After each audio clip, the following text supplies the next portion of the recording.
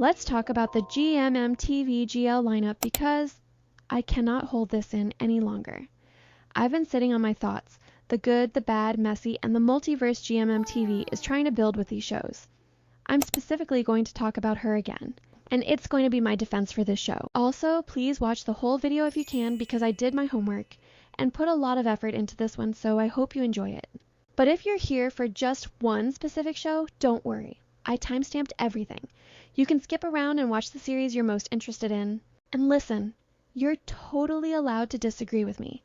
If I don't vibe with something, it's not an attack on the actresses, the fandom, or the show. And spoiler warning right here. Let's get into it.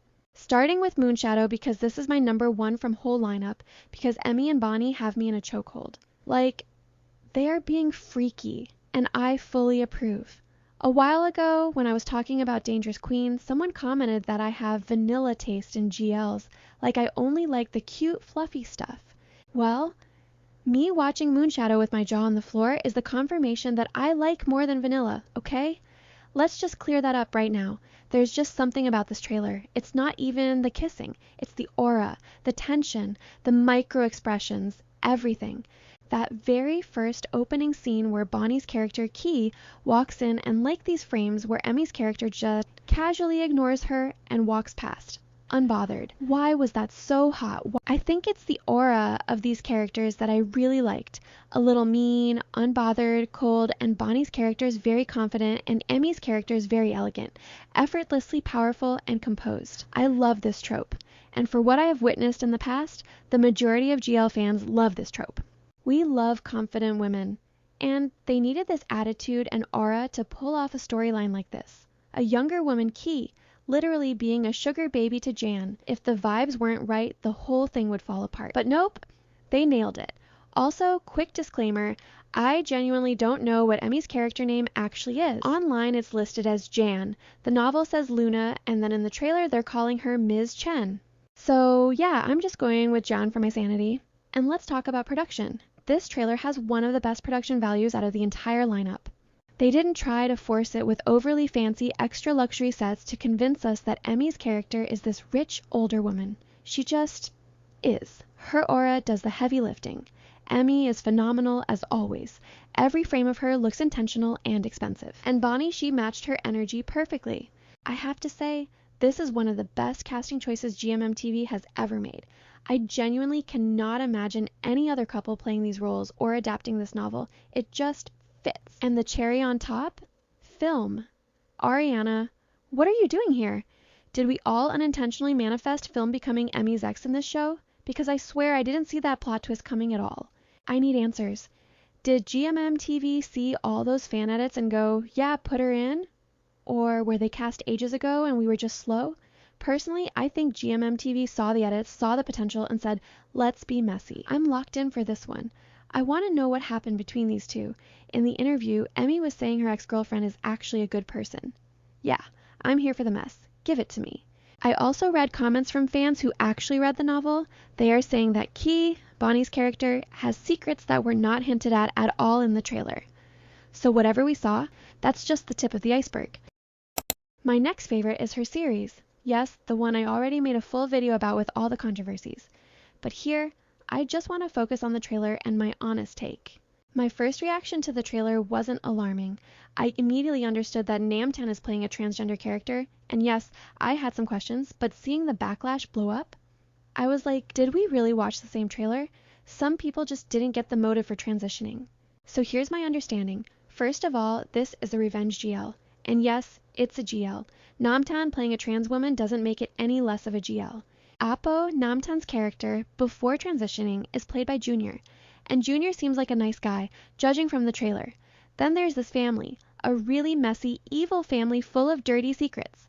Film's character, Pan, is genuinely a nice woman, but her mother, oh boy, her mother takes advantage of Apo at his weakest moments.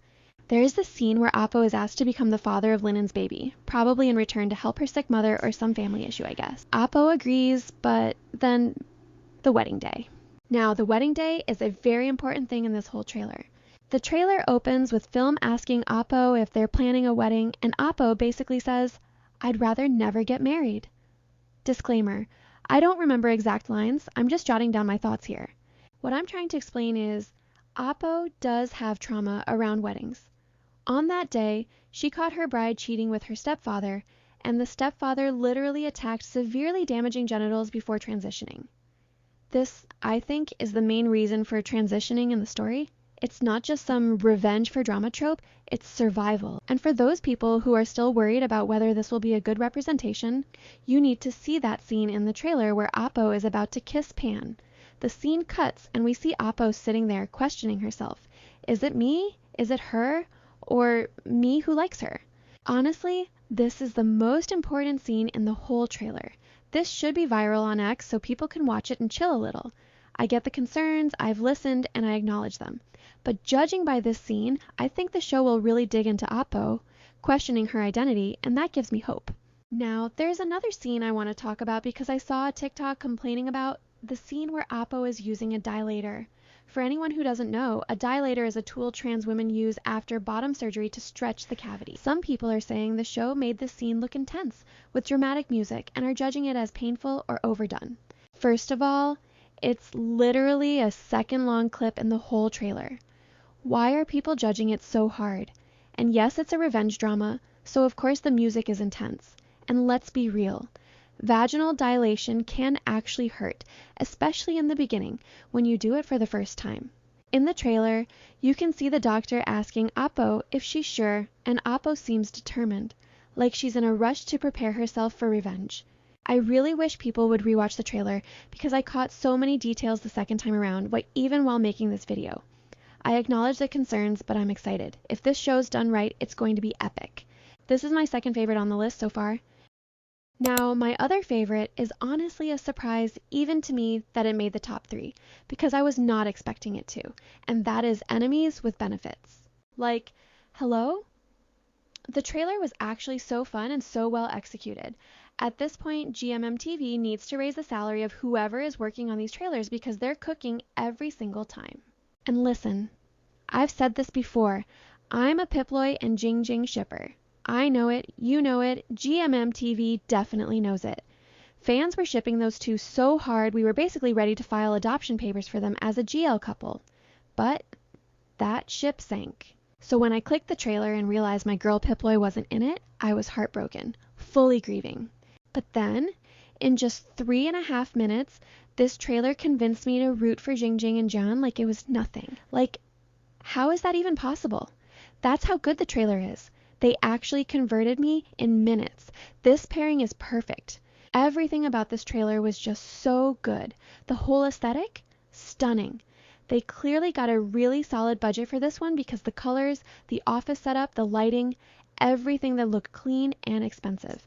And don't even get me started on the outfits. Jing Jing and those looks plus the gentle monster glasses?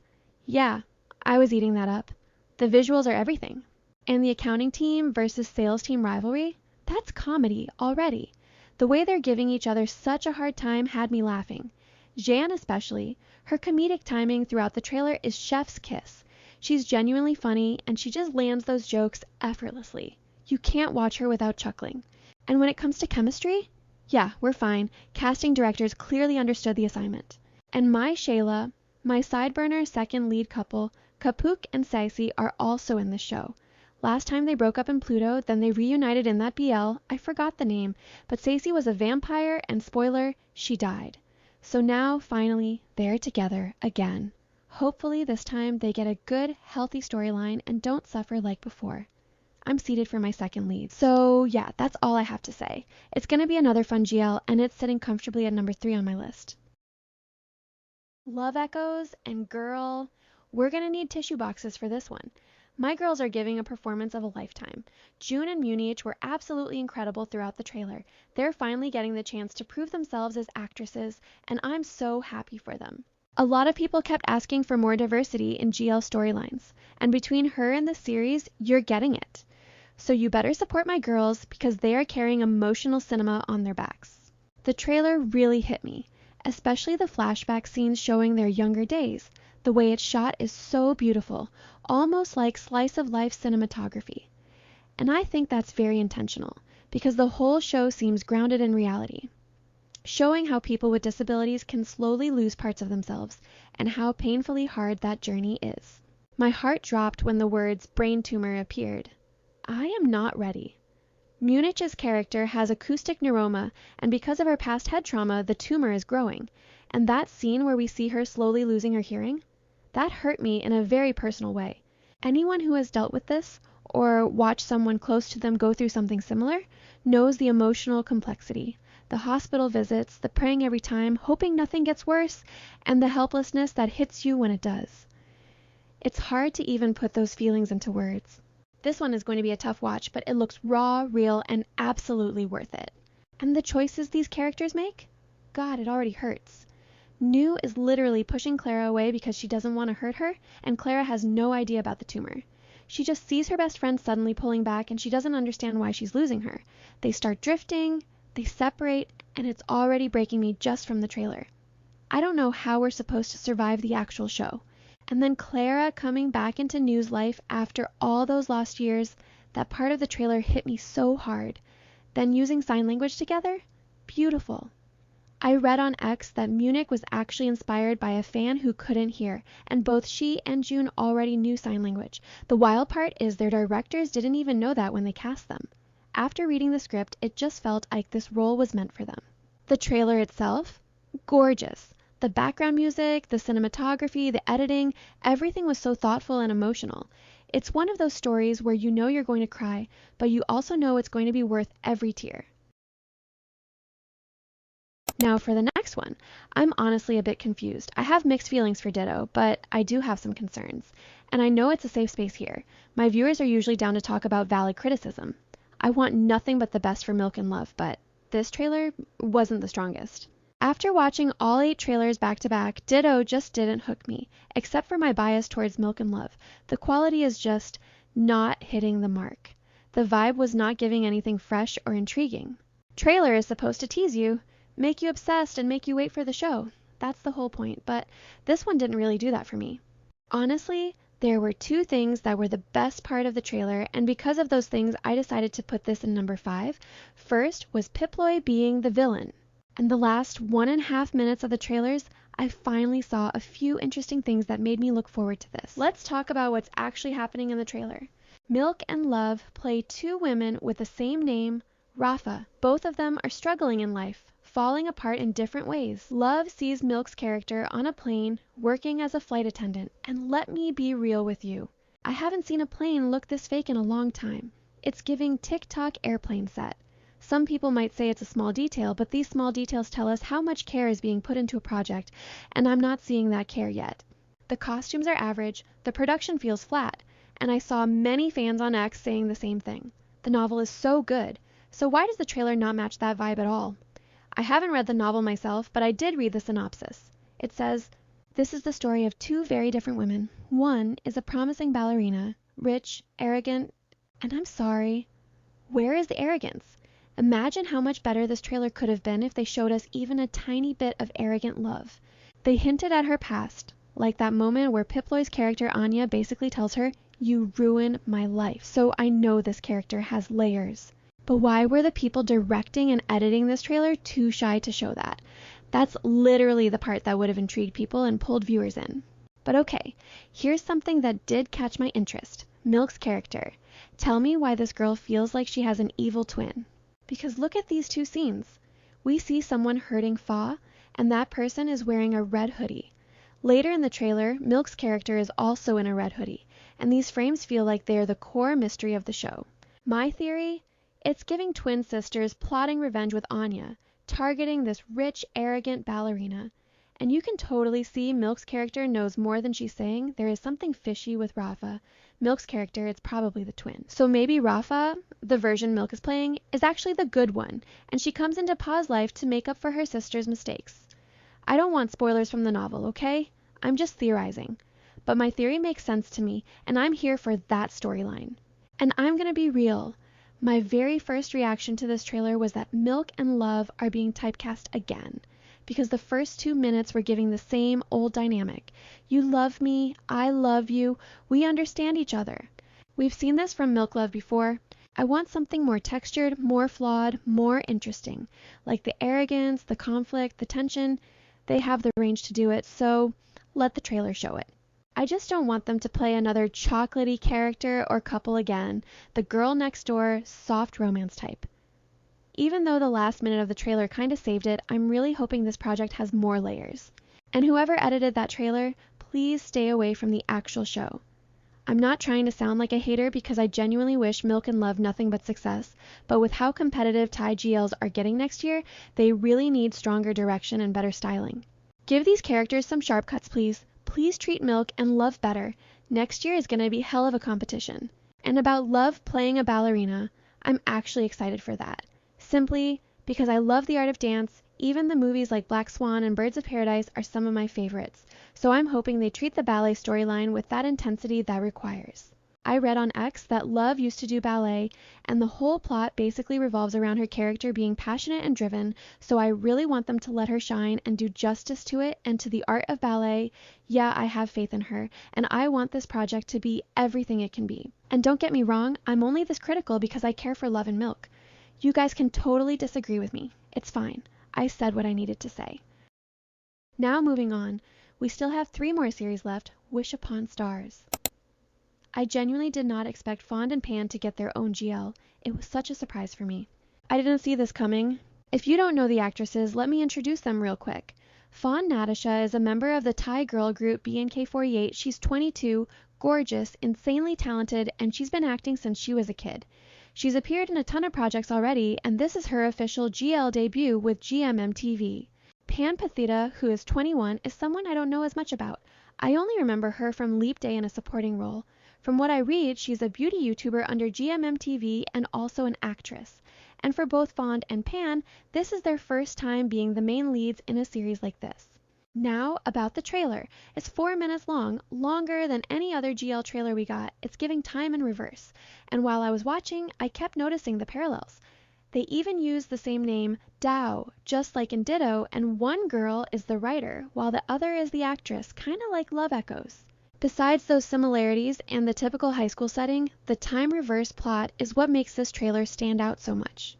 I feel like this is going to be a niche story.